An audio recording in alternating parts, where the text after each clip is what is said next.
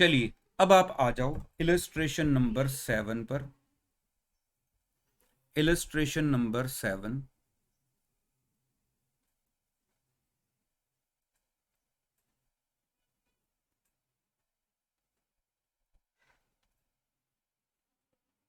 अब इलस्ट्रेशन 7 में पहले स्टेटमेंट देखते हैं। आपको देखो, देखने में तो लगेगा कि हाँ ये तो पहले भी क्वेश्चन किया है, अभी अभी थोड़ी देर पहले ऐसे इंफॉर्मेशन आई थी मिलती जुलती, सिर्फ फिगर से थी। लेकिन इस इलस्ट्रेशन में कुछ नए पॉइंट्स हैं जो आपने पहले नहीं डील किए, तो इसलिए मुझे सारा क्वेश्चन ही कर देना चाहिए ताकि आपको परफेक्टली एक तो सारी इंफॉर्मेशन दोबारा रिवाइज हो जाएगी, जो न्यू पॉइंट्स है वो भी आपको समझ लग जाएंगे। तो एबीसी लिमिटेड कंपनी की इनकॉर्पोरेशन हुई है 1 मई 2021 को। बिजनेस टेक ओवर किया है डीईएफ एंड कंपनी का, वो 1 जनवरी से कर लिया है। मतलब 1 जनवरी 2021 को बिजनेस टेक ओवर किया गया है और कंपनी बनी है 1 मई 2021 को। ठीक है। और बुक्स हमारी चलनी है कब तक? 31 दिसंबर 2021 तक। तो प्री इनकॉर्पोरेशन पीरियड हमारा कितना रहा? जनवरी, फरवरी, मार्च, अप्रैल। 4 मंथ्स का जो टाइम है वो प्री इनकॉर्पोरेशन का है, और 8 मंथ्स का जो टाइम है वो पोस्ट इनकॉर्पोरेशन का है। 1:2 टाइम रेशियो आ जाएगी।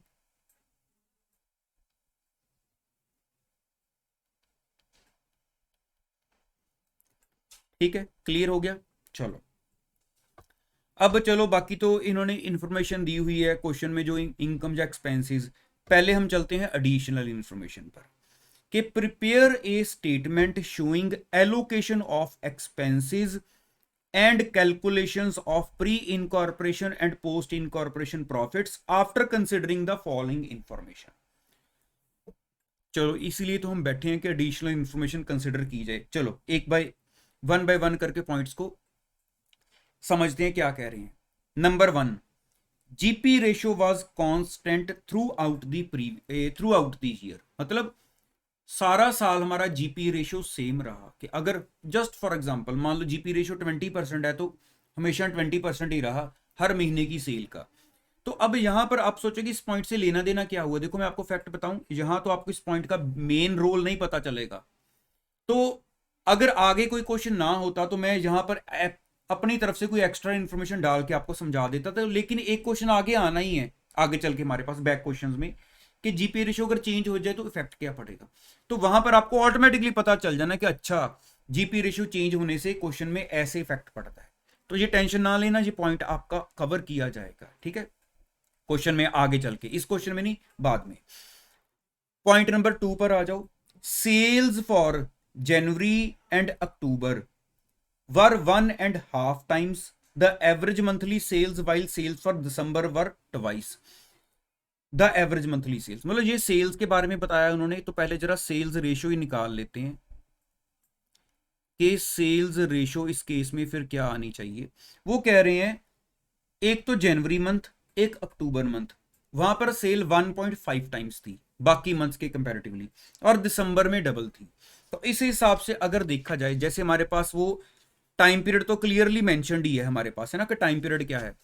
तो अगर मैं ये वाले जो 4 मंथ्स हैं, जैसे ये 4 मंथ्स हैं प्री इनकॉर्पोरेशन के, ये 8 मंथ्स हैं पोस्ट इनकॉर्पोरेशन के।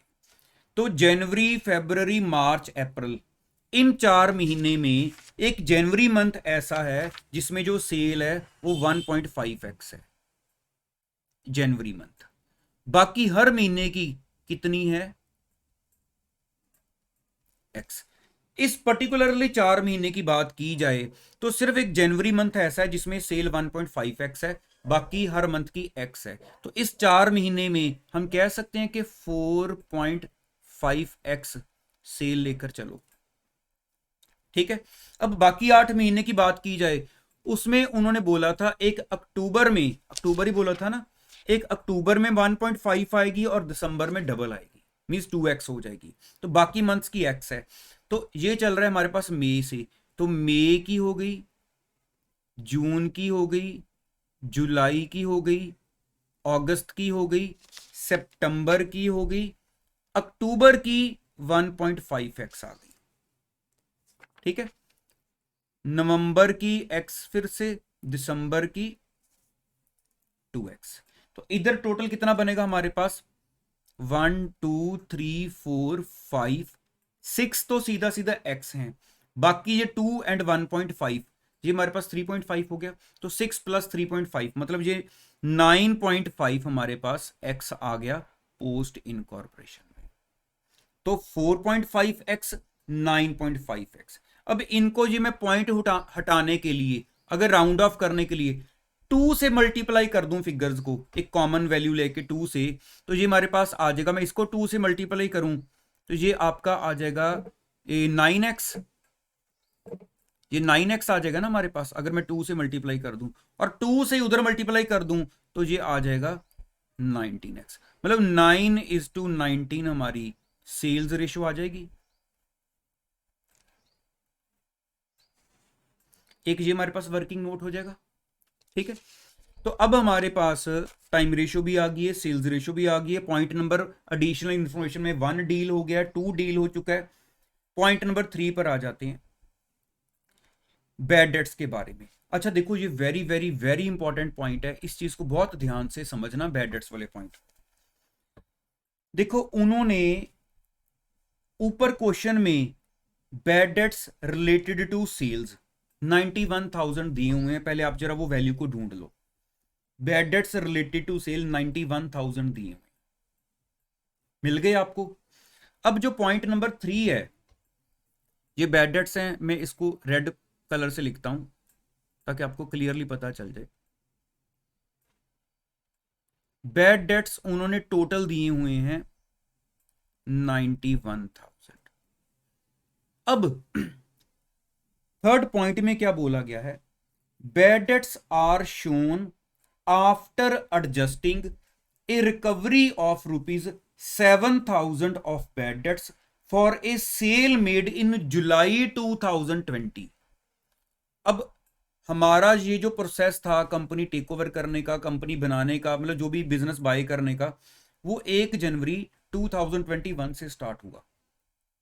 मतलब अगर बात की जाए हमारे लिए तो मई से पीछे पीछे वाला टाइम पीरियड सारा प्री इनकॉर्पोरेशन का है। अब उससे भी पीछे जाएं, वो भी सारा प्री इनकॉर्पोरेशन ही, कंपनी तो इस डेट को आकर बनी ना।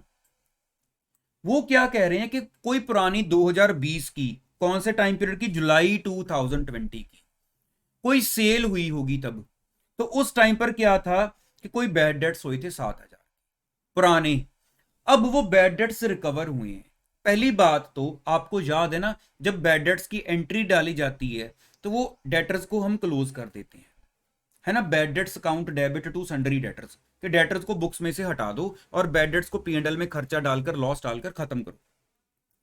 लेकिन रिकॉल करो, जब बैड डेट्स से रिकवर होते हैं, रिकवरी होती है, हम एक अलग से अकाउंट ओपन करते हैं ना, कि अगर बैंक में पैसे आए कि bank account debit to bad debts recovered account, कभी ऐसा होता है कि एंट्री कर दी जाए, देखो बैड डेट्स हम कहते हैं कि debit all expenses and losses, यही रूल है।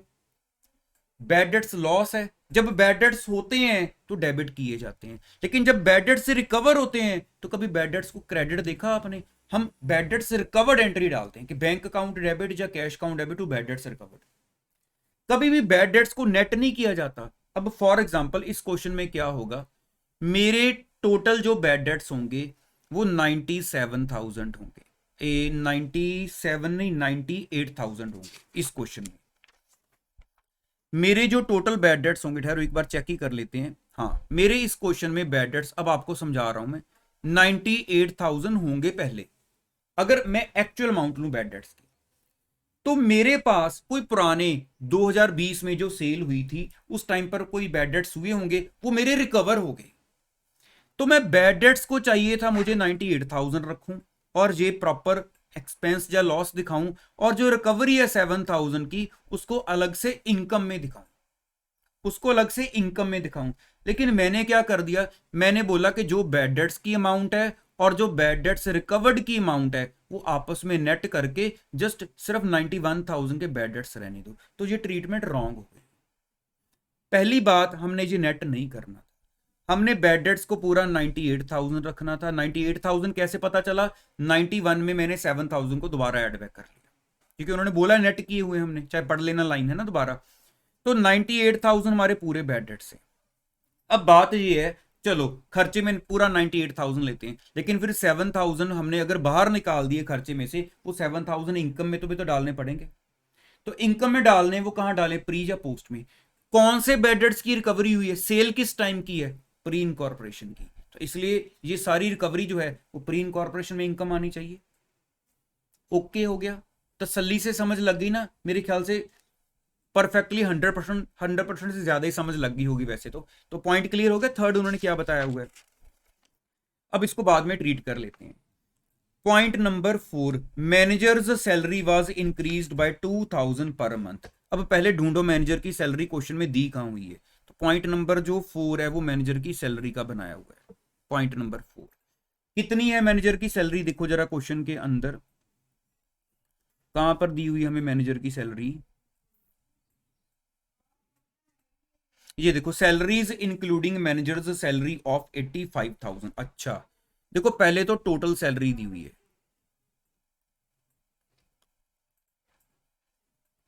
टोटल सैलरी दी हुई है 3 लाख। सैलरी किस रेशो में जाती है? टाइम रेशो में। अब इस टोटल सैलरी में मैनेजर की सैलरी कितनी है? वो है 85,000। मैं उसको बाहर निकाल लेता हूं।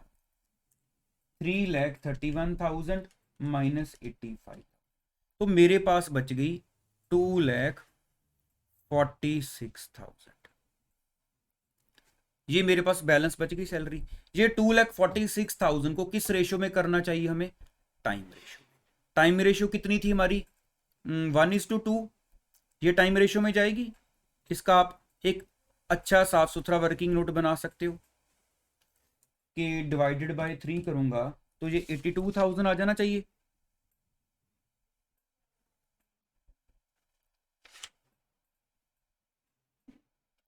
मल्टीप्लाई बाय 2, 1,64,000 आपका पोस्ट में चला जाएगा।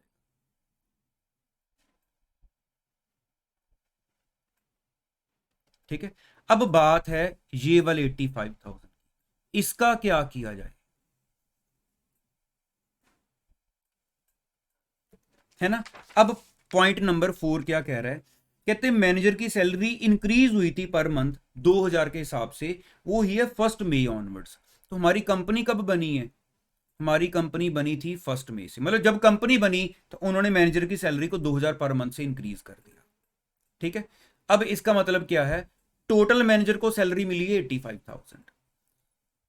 मई ऑनवर्ड्स कंपनी बनते ही हमने उसका इंक्रीमेंट लगा दिया 2,000 पर मंथ। कंपनी जब बनी साल के कितने महीने रह गए थे? 8। इसका मतलब क्या है कि 2,000 per month multiply by 8 months. जो इंक्रीमेंट है वो सिर्फ पोस्ट इनकॉर्पोरेशन में दिया गया है। मतलब टोटल कितनी वैल्यू होगी आपकी? 16,000 टोटल। ये पोस्ट इनकॉर्पोरेशन का है। तो 85,000 में से ये क्लियर हो गया कि 16,000 बिलोंग्स टू पोस्ट इनकॉर्पोरेशन। ठीक है, बैलेंस कितना बचा हमारा? 85,000 माइनस 16,000, बैलेंस बचा है 69,000 का। इसको नॉर्मल टाइम रेशो में कर दें।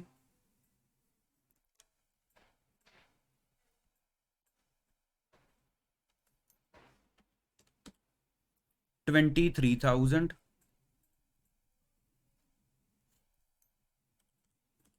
और 46,000।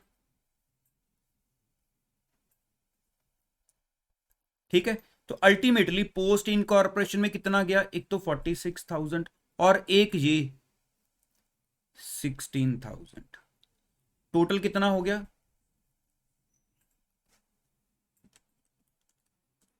62,000। क्लियर हो गया? आपका सैलरी का कैसे हमने ट्रीट किया। ठीक है, पूरा ओके हो गया। चलो अब और कोई नोट, एक पॉइंट नंबर 5 दिया हुआ है कि इन्वेस्टमेंट्स हमने अप्रैल में बेच दी थी, अप्रैल 2020। इसका मतलब क्या हुआ, इन्वेस्टमेंट से रिलेटेड कोई भी इंटरेस्ट आया होगा, कोई प्रॉफिट या लॉस होगा, वो सारा प्री इनकॉर्पोरेशन में रह जाना चाहिए, क्योंकि इन्वेस्टमेंट्स अप्रैल में बिक गई हैं, कंपनी के हाथ में पहुंची नहीं है, क्योंकि कंपनी तो मई में बनी है। तो इन्वेस्टमेंट से रिलेटेड कुछ भी होगा वो सब कुछ प्री में डील करना है। ठीक है, ऑडिट फीस उन्होंने बोल दिया सारी की सारी कंपनी से रिलेटेड है, क्योंकि ये कंपनी ऑडिट होगी, टैक्स ऑडिट होती तो सेल्स की रेशियो में करते। डन हो गया। चलो अब इस क्वेश्चन को पूरा सॉल्व करते हैं। पहले हम अपना फॉर्मेट बना लेते हैं।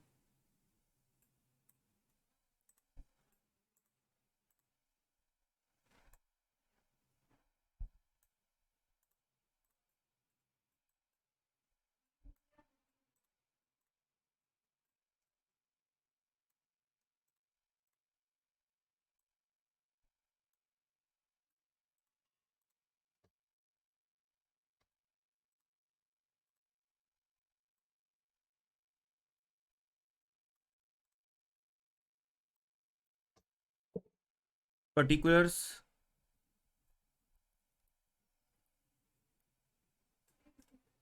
उसके बाद हमारे पास टोटल अमाउंट,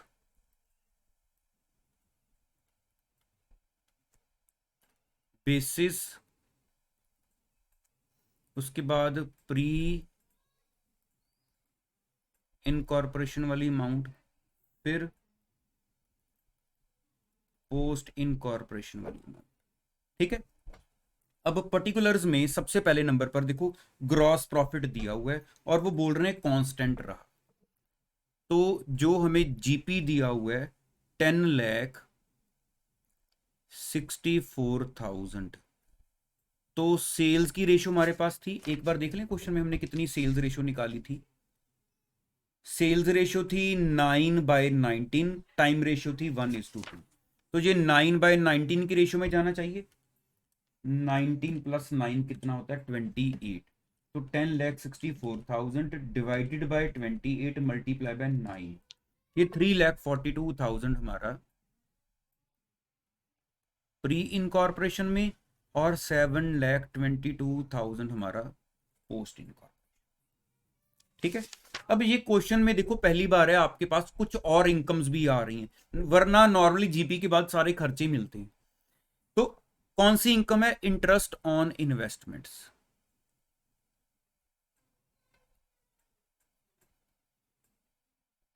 कितना इंटरेस्ट आया है 36,000। अभी हमने नीचे पॉइंट नंबर 5 पढ़ा था, आप दोबारा देखो इन्वेस्टमेंट्स कब बेच दी गई हैं, अप्रैल में ही, मतलब अभी कंपनी बनी भी नहीं थी उससे पहले इन्वेस्टमेंट्स बिक भी गई हैं। तो जो इंटरेस्ट आया होगा वो प्री में जाना चाहिए, क्योंकि पहले ही आ गया होगा।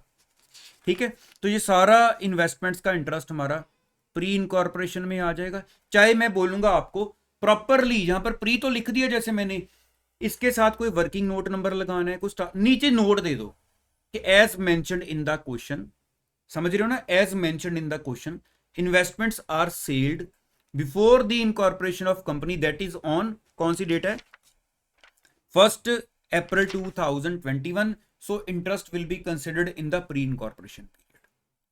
एक जर्नल सी अपनी लैंग्वेज में बना लोगे ना बात को, तो हमारे पास ये सारा का सारा प्री में आ जाएगा 36,000 एज इनकम। अब नेक्स्ट, चलो एक्सपेंसेस स्टार्ट हो रहे हैं, लेकिन अभी हमने एक चीज डिसाइड की थी, बैड डेट्स की रिकवरी, कि टोटल बैड डेट्स 91,000 उन्होंने नेट करके दिखाए हैं, कि उन्होंने 7,000 माइनस किए हुए हैं, हमने वो 7,000 ऐड करके बैड डेट्स को 98,000 दिखाना है, लेकिन वो 7,000 इनकम में दिखाने हैं। तो वो बैड डेट्स की रिकवरी जो है वो हमने ऊपर इनकम में ले आनी है।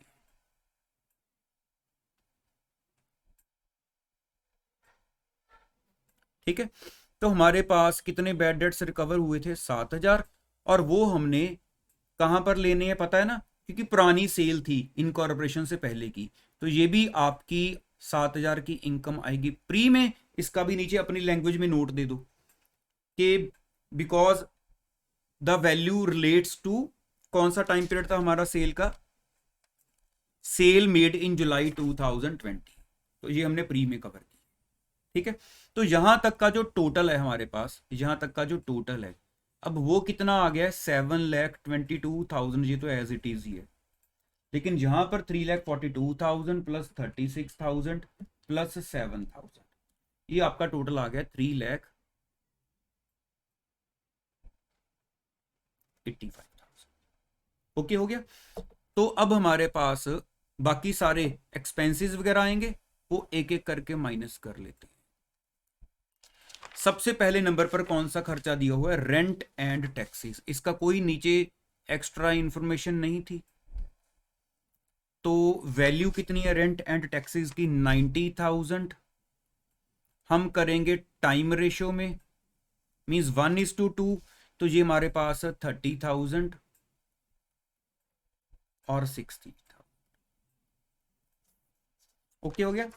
रेंट एंड टैक्सेस के बाद सैलरीज इंक्लूडिंग मैनेजर्स सैलरी,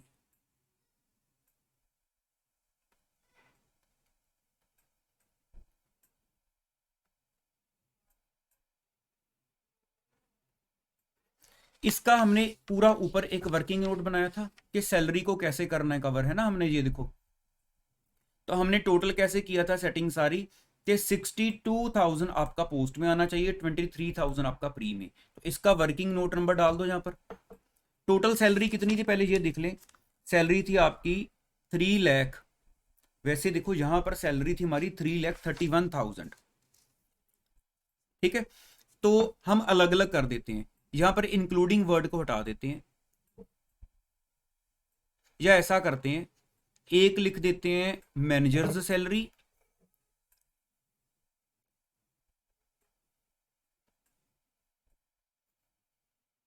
एक लिख लो आप अदर सैलरी। मैनेजर की है 85,000, तो अदर हमारे पास कितनी नेट आ गई थी, टोटल थी हमारे पास 3,31,000, वो बच गई थी 2,46,000, है ना। तो वो 2,46,000 इधर आ जाएगी, तो वो चाहे अंदर लिख भी दो कि 3,31,000 में से आपने 85,000 वाली माइनस की हुई है। अब इसकी बाइफर्केशन हमारे पास बनी हुई है, 85,000 की कैसे थी, 20, इसका वर्किंग नोट नंबर डाल दो, 23,000 एक और 62,000। बाकी हमारे पास टाइम रेशो में जानी थी, आई थिंक वो भी हमने कर ली थी डिवाइड, 82 और 1,64,000, 82,000 और 1,64,000। हो गया सैलरी वाला पॉइंट। चलो, उसके बाद आ रहा है कैरेज आउटवर्ड, कितनी अमाउंट है 14,000। पहले थोड़ा फॉर्मेट को हमें,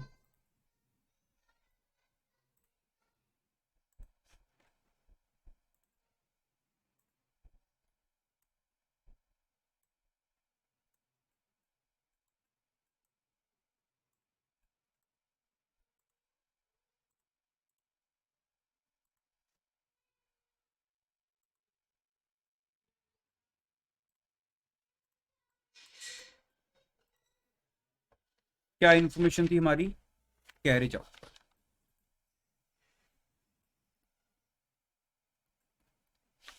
टोटल वैल्यू है इसकी 14,000। सेल्स रेशो में मीन्स 1:3, 4,500, और नहीं ठहरो, कितना आना था ये, 14,000 डिवाइडेड बाई 3,500।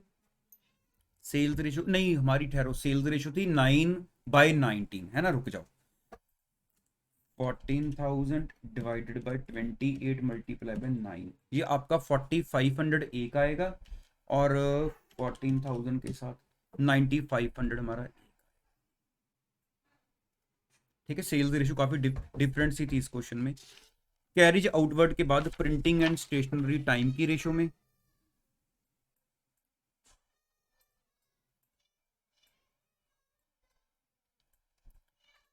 वैल्यू है टोटल 18,000, टाइम की रेशो में 6,000, और 12,000। उसके बाद हमारे पास नेक्स्ट दी हुई है इंटरेस्ट ऑन डिबेंचर।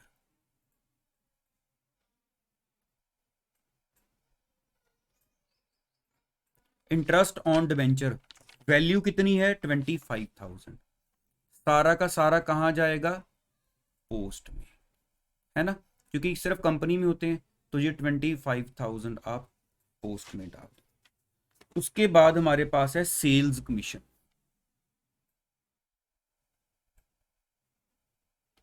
कितनी वैल्यू है 30,800। सेल्स रेशो में तो 30,800 डिवाइडेड बाय 28 मल्टीप्लाई बाय 9, ये 9900 हमारा प्री में आएगा और 20,000 पोस्ट। उसके बाद बैड डेट्स, इसके लिए पहली बात तो आपको नोट देना पड़ेगा।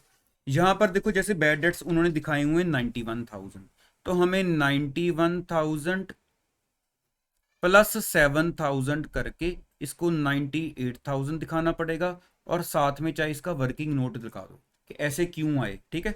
तो बाकी सेल्स रेशो में जाने हैं, ये तो पता ही है, 98,000 डिवाइडेड बाय 28 मल्टीप्लाई बाय 9, तो आपका 31,500 प्री में आ जाएगा और 66,500 हमारे पोस्ट में। अंडरराइटिंग कमीशन, अंडरराइटिंग कमीशन पता ना क्या होती है,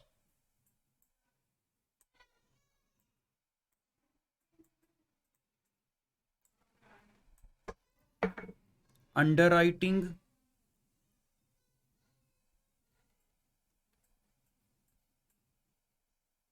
कमीशन कितनी वैल्यू है टोटल अंडरराइटिंग कमीशन की 26,000। ये तो पता है हमें कि पोस्ट से रिलेटेड होगी 26,000, लेकिन एक बार आपको बता देता हूं, थोड़ा सा रिकॉल करवा देता हूं। जैसे मान लो हमारी कंपनी है, आपको आपने वैसे पढ़ा होगा अंडरराइटर्स कौन होते हैं, तो हमें होता है कि हाँ एक मिनिमम सब्सक्रिप्शन जरूर आ जाए, ना आई फिर क्या करेंगे, तो अंडरराइटर्स को अपॉइंट करते हैं कि आप हमारे शेयर्स को या डिबेंचर्स को बिकवाओ, सेल करो पब्लिक में, लेकिन ये आपकी गारंटी है अगर पब्लिक में नहीं सेल हुए तो वो आपको बाय करने पड़ेंगे। लेकिन कंपनी जो है वो टेंशन फ्री हो गई है, क्योंकि अगर पब्लिक में बिक गए ठीक है, वरना अंडरराइटर बाय करेंगे, तो उनको उस चीज के लिए कमीशन मिलती है, ठीक है। ये आपका लॉ में चैप्टर भी आता है अंडर ये कमीशन से रिलेटेड, ठीक है, पॉइंट सारे आएंगे आपके, कितनी कमीशन होती है क्या होता है, ठीक है। तो ये कंपनी से रिलेटेड है तो सारा पोस्ट में जाएगा। प्रीलिमिनरी एक्सपेंसेस,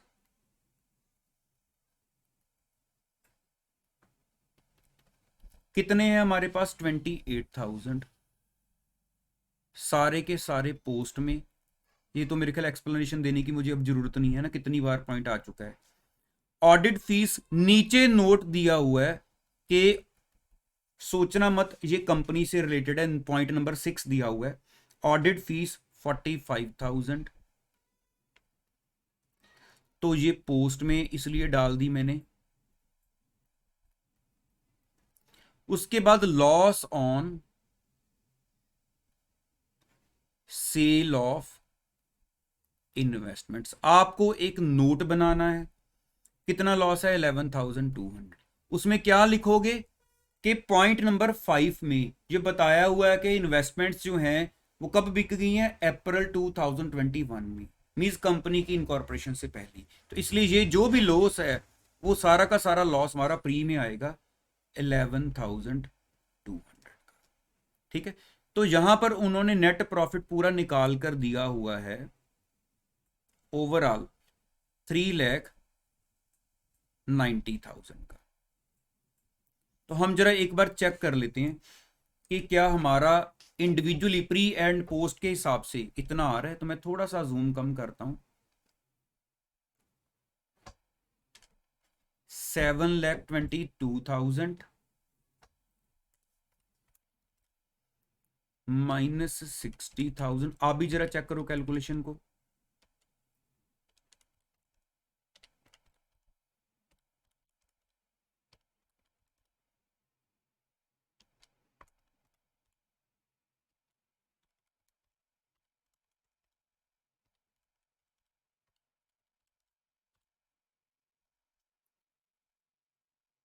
पोस्ट का मेरे पास आ रहा है 2,31,100। प्री का भी देख लेते हैं, 3,85,000 में से माइनस करने हैं सारे खर्चे।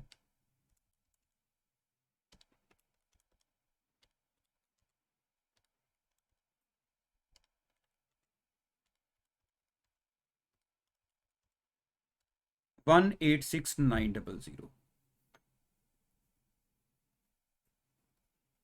तो अगर दोनों का टोटल किया जाए तो उससे मैच कर रहा है, ये देखें, बिल्कुल ओके है, बिल्कुल हमारा ठीक है। तो ये बिल्कुल परफेक्ट आ गया।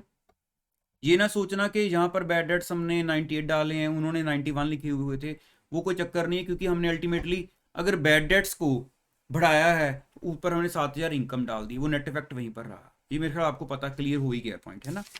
तो लो जी, आपकी एग्जाम्पल्स सारी कवर हो गई हैं चैप्टर की, है ना। अब आप एक काम करो जरा, आप आओ चैप्टर के पीछे टेस्ट यूर नॉलेज देखो दिया हुआ है, टेस्ट यूर नॉलेज।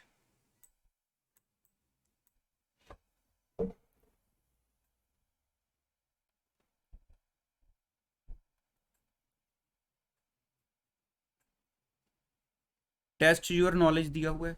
ये टेस्ट यूर नॉलेज में एमसीक्यूज दिए हुए हैं। चलो मेरे साथ जरा आओ चेक करें एमसीक्यूज को। First MCQ, profit prior to incorporation, company बनने से पहले के प्रॉफिट को कहां ट्रांसफर किया जाता है? जर्नल रिजर्व, कैपिटल रिजर्व या प्रॉफिट एंड लॉस काउंट? पता है ना कहां जाएगा? कैपिटल रिजर्व में। तो आंसर क्या होना चाहिए? बी। ठीक हो गया। तो फर्स्ट का आंसर आना चाहिए बी। 2 पर आ जाओ। The profit earned by the company from the date of purchase to the date of incorporation, इसको क्या बोला जाता है? Pre incorporation period. तो इसका आंसर क्या होना चाहिए? ए। ठीक है। Number 3, loss prior to incorporation is debited to which account? हम कहते हैं गुडविल को भी कर सकते हो, loss prior to incorporation account भी खोल सकते हो। अगर पूछोगे कहां पढ़ा था, तो चैप्टर के बिल्कुल स्टार्टिंग में, आपको पेज नंबर देख देता हूं कहां पर आया था ये, लेकिन दोनों ऑप्शंस थी। ये था आपका पेज नंबर 5.2 पर, इंट्रोडक्शन में ही बताया हुआ था। ठीक है। तो इसका आंसर होना चाहिए सी। फोर्थ में आ जाओ, profit prior to incorporation is. अब देखो वो पूछ रहे हैं बेसिकली कि डिविडेंड डिस्ट्रीब्यूशन कर लें इसमें से, नहीं किया जा सकता। इसका मतलब इसका आंसर बी होना चाहिए, not available for distribution as dividend. ठीक है। फिफ्थ क्वेश्चन, प्रॉफिट और loss prior to incorporation is of, ये कैपिटल नेचर का होता है, ये तो क्लियर ही है, B. Sixth, which of the following expenditure is allocated on the basis of time? पहले नंबर पर इंश्योरेंस दिया हुआ है। इंश्योरेंस हमेशा टाइम के हिसाब से होती है कि इतने डेट से लेकर, इस मंथ से लेकर इस मंथ तक इंश्योरेंस चलेगी। पता है ना, इंश्योरेंस को हम प्री, आपको याद होगा कि प्रीपेड इंश्योरेंस भी निकाली जाती है ना, जब फाइनल काउंट्स किए जाते हैं। तो इंश्योरेंस हमेशा टाइम के हिसाब से होती है। तो मैं एक बार ए लिखने लगा हूं, लेकिन बी सी भी देख लेते हैं क्या क्या है। बैड डेट्स किस रेशो में होते हैं? सेल्स। Discount allowed? सेल्स। तो इंश्योरेंस आ गया answer. Seventh, which of the following is allocated on the basis of turnover? Salaries, ये तो टाइम रेशियो में जाता है। डेप्रीसिएशन टाइम रेशियो में। Gross profit in the ratio of gross profit turnover की रेशियो में। तो आंसर आएगा सी। ठीक है। Eighth, preliminary expenses on the formation of the company are charged against. जो प्रीलिमिनरी एक्सपेंसेस है वो सारे हम पोस्ट में डालते हैं, तो आंसर हो गया B. Ninth, which of the following expense is not allocated on time basis? इसमें से कौन सा टाइम बेसिस पर नहीं एलोकेट किया जाता? देखो रेंट टाइम बेस पर होता है, सैलरीज भी टाइम बेस पर होता है, लेकिन जो डिस्काउंट है, डिस्काउंट वो किस रेशियो में जाता है? सेल्स में। तो इसका मतलब आंसर आ गया सी, कि ये टाइम बेसिस पर नहीं किया जाता। Number 10, pre incorporation profits can not be used for. ये आपको ना पीछे आई थिंक एक पॉइंट नंबर 4 बना हुआ था, वहां पर बताया हुआ था कि किस किस पर्पस के लिए यूज कर सकते हो। तो डिस्ट्रीब्यूशन ऑफ डिविडेंड्स के लिए यूज नहीं किया जा सकता। ठीक है। तो बाकी एक थ्योरेटिकल क्वेश्चन है, define pre incorporation profit loss in brief. चलो जहां तक हो गया। अब एक क्वेश्चन मैं आपको आज होमवर्क के लिए देने लगा हूं, क्वेश्चन नंबर 1 प्रैक्टिकल्स का, जो पीछे प्रैक्टिकल क्वेश्चन है क्वेश्चन नंबर 1, वो भी क्या है देखो मैं आपको बता देता हूं, उसके साथ लिख लो, लिखो ऊपर पेंसिल के साथ लिख लो अपने स्टडी मटेरियल पर, सेम लाइक इलस्ट्रेशन नंबर 2 आपने कर ली है। इलस्ट्रेशन नंबर 2 थी हमारे पास, चाहे बाद में खोल के देख लेना, लोटस लिमिटेड वाली, मुझे याद है लोटस लिमिटेड वाली वो इलस्ट्रेशन थी। अब वो इलस्ट्रेशन देखोगे ना तो सिर्फ फिगर्स का फर्क है, वहां पर इस क्वेश्चन के कंपैरेटिवली आई थिंक शायद फिगर्स डबल है। ठीक है, तो एक बार चेक करें जरा, ये लोटस वाली इलस्ट्रेशन 2 थी। अब देखो वहां पर डायरेक्टर्स फीस 60,000 है, यहाँ पर 30,000 है, तो मतलब इस क्वेश्चन में जो फिगर्स हैं वो हाफ है। तो ये क्वेश्चन नंबर 1 ट्राई करना, 2, 3, 4 आपकी चॉइस है, अभी आज ट्राई करने हैं तो कर भी सकते हो, ऐसा कुछ नहीं है जो आपको नहीं आता है, लेकिन मैंने आपको नेक्स्ट क्लास में ये कवर करवाने हैं वैसे, ताकि मेरी भी पूरी सेटिस्फेक्शन रहेगी कि हाँ हर पॉइंट आपके साथ डिस्कस हुआ है। उसके बाद हम पास पेपर्स पर आ जाएंगे, आरटीपी एमटीपी पर आपने वैसे ट्राई करने होगे कर लेना, नहीं करने हैं तो भी आपकी चॉइस है, मैंने तो इसको क्लास में कवर करना ही करना है। ठीक है, तो इतना प्रैक्टिस करो आप।